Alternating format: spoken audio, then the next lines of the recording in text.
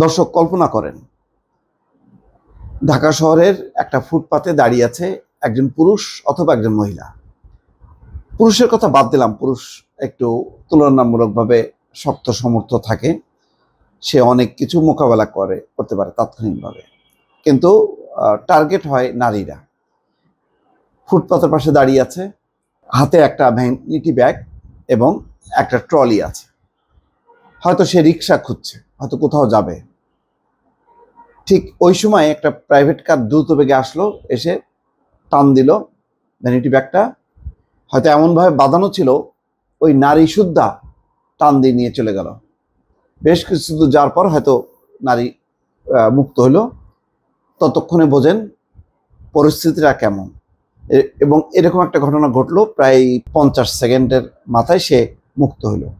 CC ক্যামেরায় সব কিছু পরিষ্কার দেখা যাচ্ছে।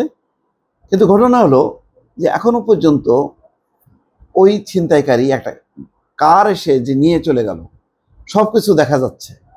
সিসি ক্যামেরার নিশ্চয়ই ভিডিও ফুটেজ আছে, নম্বর আছে, কিন্তু এখনো ধরা পড়লো না। এটাই হচ্ছে বর্তমানে রাজধানীর চালচিত্র। পথে ঘাটে যখন তখন ছিনতাই হচ্ছে, কিন্তু ছিনতাইকারীরা একেবারে নিরাপদ, তাদেরকে আর ধরা যাচ্ছে না। এমন একটা খবর তুলে এনেছে যে একটা ভিডিও দেখা যাচ্ছে যে রাস্তার পাশে দাঁড়িয়েছিলেন এক নারী, তার পরনে ছিল শাড়ি, হাতে ভ্যানিটি ব্যাগ এবং পাশেই ছিল একটা ট্রলি ব্যাগ। হঠাৎ সাদা রঙের একটা প্রাইভেট কার তার সামনে আসে। চলন্ত অবস্থাতেই গাড়িটির সামনের অংশের বা পাশের জানালা দিয়ে একজন ঝুঁকে বেরিয়ে ছো মেরে টান দেয় ভ্যানিটি ব্যাগটি।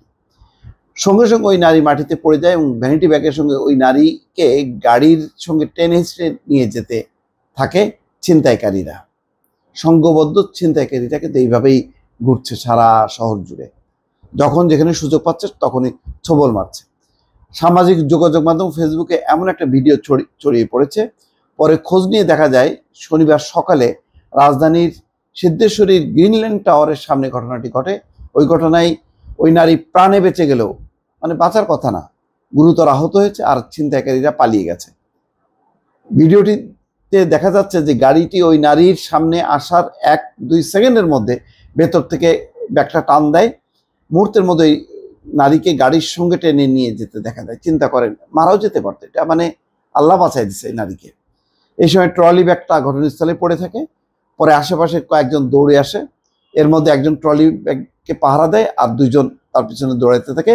50 সেকেন্ডের মাথায় ওই নারী আবার ঘটনাস্থলে চলে আসে, মানে কিছু দূর যাওয়ার পর আবার চলে আসে।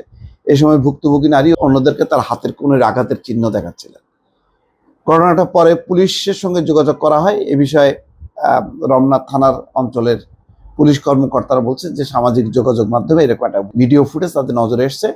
তারা ঘটনাস্থল পরিদর্শন করছেন। এই ঘটনায় এখনো কোনো মামলা হয়নি, তবে আইনগত ব্যবস্থা গ্রহণের প্রক্রিয়া চলমান।